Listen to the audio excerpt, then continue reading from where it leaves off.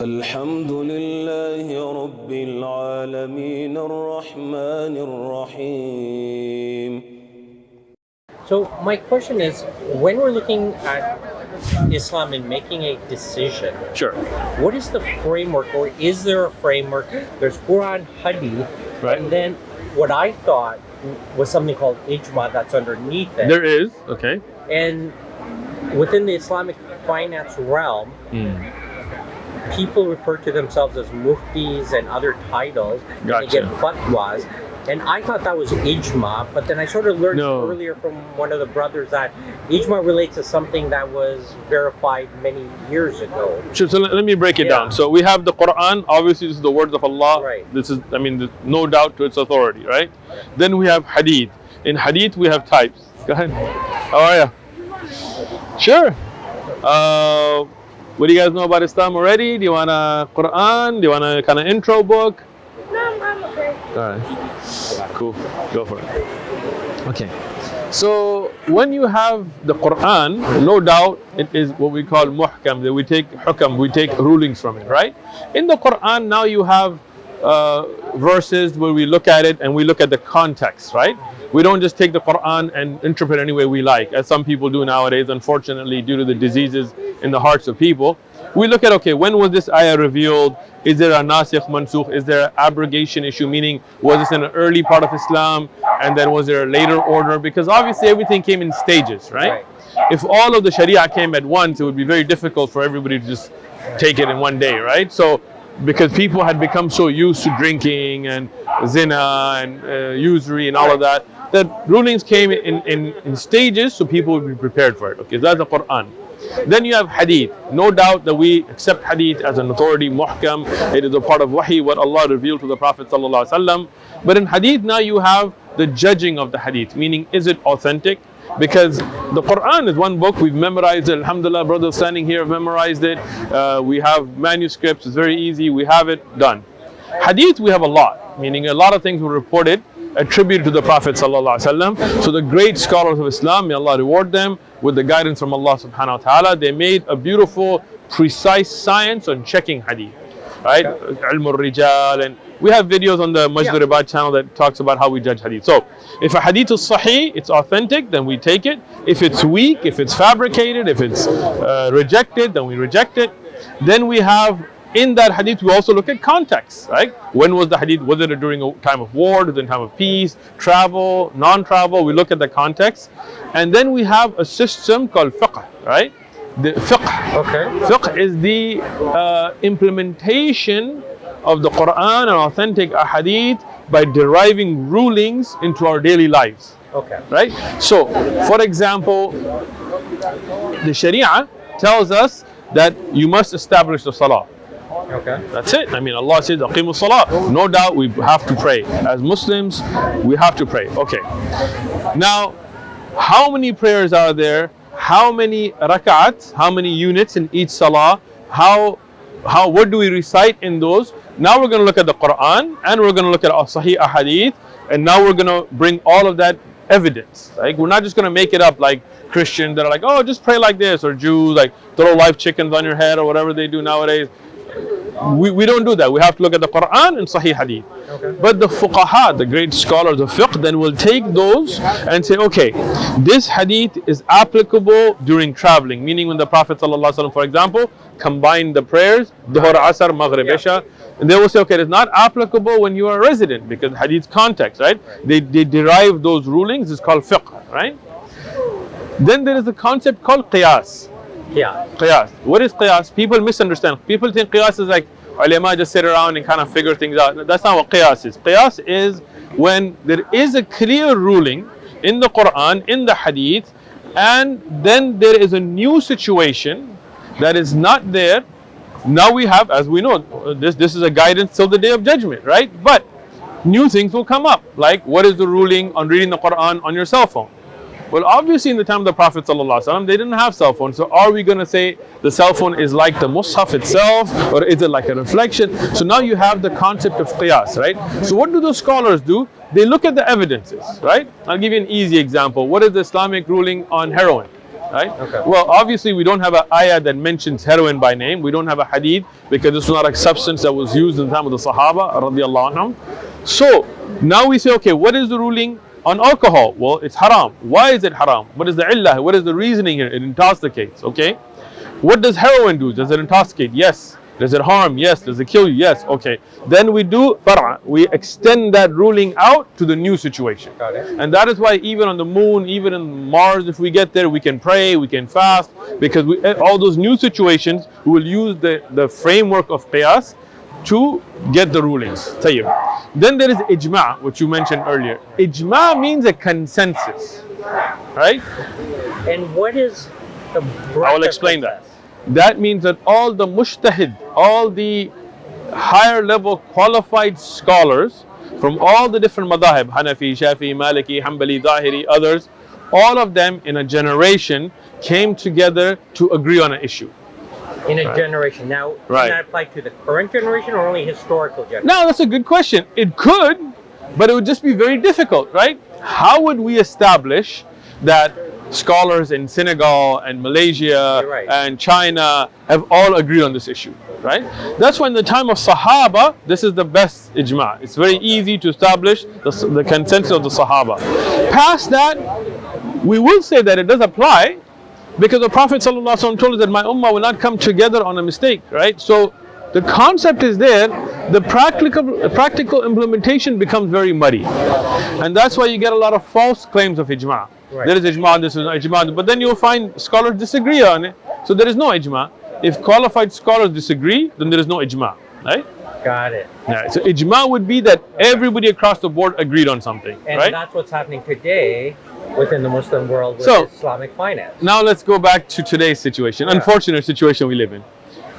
In the olden days, we had a hierarchy of scholars, right? Okay. Meaning, for example, if you were in Medina, you had Imam Malik, or before him you had the Fuqaha Sab'a, the 7 great Fuqaha. Or if you were in Kufa, you had Abu Hanifa or Ibrahim al-Nakha'i, or in Ibn Jurayj in Mecca, or Imam Shafi'i or Imam Ahmad in Baghdad and different areas. You had these great, amazing scholars, and they were respected, and they had a structure where people like Imam Abu Yusuf, Qadi Abu Yusuf, or Imam Muhammad Shaybani, these were the students of Abu Hanifa. When they had an issue, they would go to their teacher, right?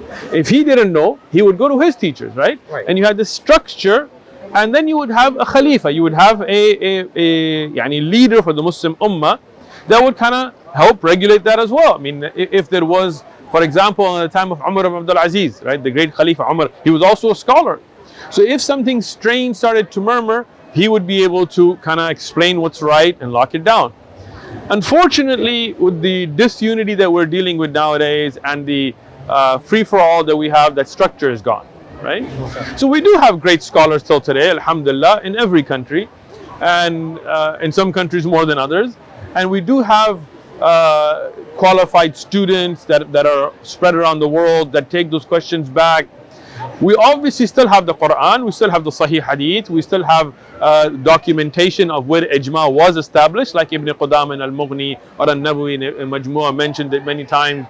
Ibn Mundir, Ibn Qahtan and others have written entire works. Ibn Hazm has a book just on Ijma, Ibn Taymiyyah has an explanation. So we have that as well. We have qiyas going on till today. We have qiyas on issues about the cell phone, about planes, about, we had one of the Saudi princes was going into space. So one of the Sheikh Bakr Buzayd gave the rulings of how he would pray in space and all of that. So we have all of that. But unfortunately, it's just not united like it was, right? And we hope Allah will bring us back together. So what do we do in our time? Rasulullah sallallahu alaihi wasallam has explained to us in many ahadith, and I'm just going to summarize here, that a time will come that will be like this, where there will be fitan, there will be trials and tribulations, and the ignorant will be taken as knowledgeable, and the knowledgeable will be ignored, and so on, right? What do we have? Rasulullah told us you have two things. You have the Quran and my Sunnah. Right? So we still follow this, the Quran and whatever is established from the Prophet ﷺ. The Prophet told us that the people who will be ghuraba, the people that will be upon the truth in the time of hardship, they will be upon what me and my companion, my Sahaba were upon. Right? So today, if somebody comes and says a 30% interest riba mortgage is okay, whether he has mufti, doctor, Shaykh al-Islam, Shaykh al-Hadith, Shaykh al-this, Shaykh al-that, Hakim al-Ummah, nowadays, mashallah, people come with the weirdest titles. Like, like the title will be like 3 lines long, mashallah. People love to praise themselves, right? But we evaluate everything with the Quran and Hadith. Right? Did the Prophet ﷺ allow riba? Did the Sahaba allow riba? Did the great A'imma, Abu Hanifa and Shafi and Malik and Ahmad and others allow it? No? Khalas, we don't accept it, right? We have today people that claim that celebrating the birthday of the Prophet ﷺ is something good, right? And there'll be like big green turbans and lights and shiny sparkles and all that kind of stuff, right? And people will be like kissing his feet and all that. But evaluate it against the evidences. Makes it easy, right? Is it in the Quran? No. Is it in a hadith? Could the Prophet, is it something new? Like as if it's like a technology? No. They could. They had Eid, they had Eid al-Adha, Eid al-Fitr, they had Jum'ah. So it's not like they couldn't have celebrated, right? If there was any virtue in it, then the Prophet would have shown us. The Prophet said, I left you on this deen, like its day is like its night, that clear. Nothing that has reward except that I have shown you, nothing that has sin except that I have forbidden you, right? So now, if it was something good, it would be in the Quran or in the Hadith, or the Sahaba radiyallahu anhum would have done it, like the ones that loved the Prophet, Abu Bakr, Umar, Uthman, Ali, Hassan, Hussein, Fatima, Aisha, radiyallahu anhum, like such beautiful, they loved the Prophet, they gave their lives to the Prophet, right? They would have done it, they didn't do it, okay. What about the greatest scholars that came after them, right? Like you have the great Tabi'un, the scholars from Tabi'un, no. What about Abu Hanifa, Malik, Shafi, Ahmad, any of them? No. Khalas, it's easy, we're done with this, right? Riba, interest, it's haram.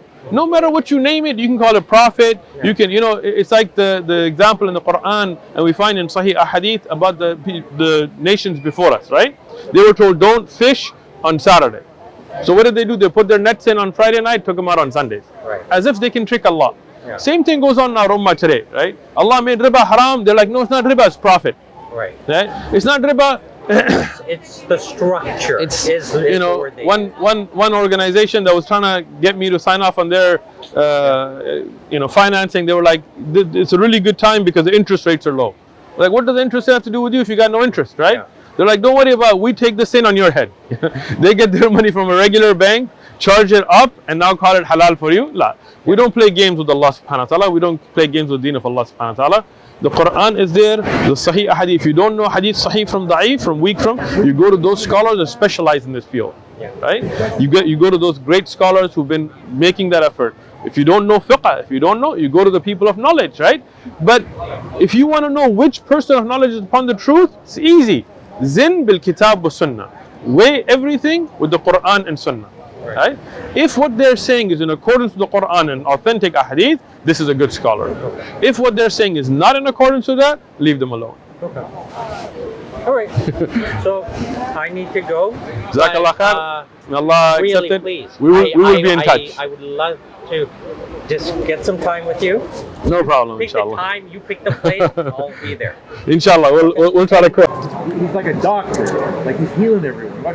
Healing everyone. And so now it looks like there's a conspiracy at the end of the world, like doctors. So it seems prophetic to me, kind of, a little bit. But I'm still trying. I'm still wondering. I know that there's a religion. You think Mark would wear a mask? What? Do you think Mark would wear a mask? Who? Mark from the Bible.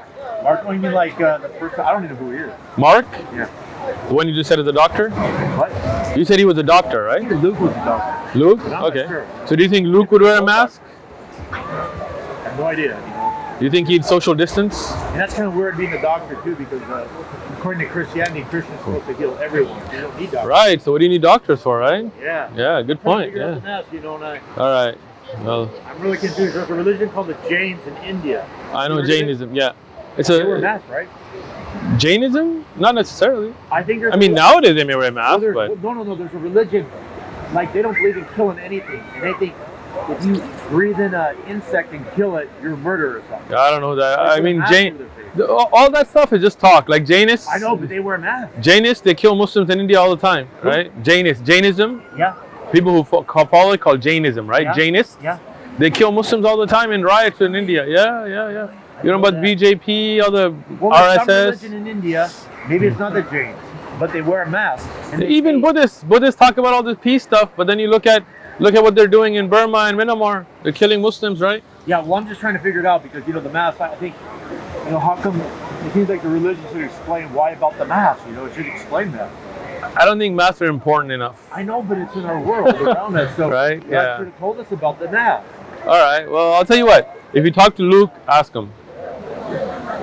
I'm trying to figure it out. I'm just trying to, they say, okay, Do you know much about Islam already, or? a bit, yeah, thank Nice. you, but I'll go ahead and, that small text, I'll put my glasses on. Take a bigger one. Where's the bigger one? We're all out at the All out? shed, but Already? we have to get it after the storage. Sorry. You speak that's all right. Spanish? I know. Oh, we got a Spanish Thanks one. for asking, though, I appreciate it. All right. Some pamphlets that you might want to peruse before you hit the big book. Thanks, guys. Have a good day. Have a great day. Thank you. Want some information? Definitely. This is a good one to start with. Thank you. This one. This one. You know anything about Islam already? Have you been looking into it, or is this your first time? This is my first time. I was wondering more.